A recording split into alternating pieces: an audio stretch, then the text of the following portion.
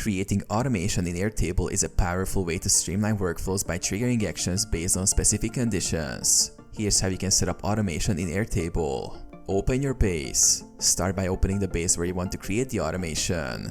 Go to Automations tab.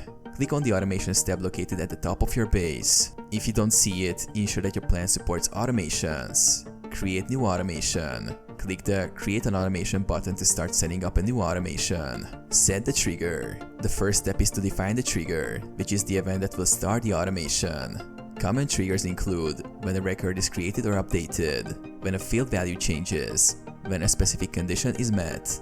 Select the trigger that best suits your needs. Add actions. After setting the trigger, you can define what actions should happen. Actions can include sending an email, creating a record, updating a record, sending a Slack message, running a script.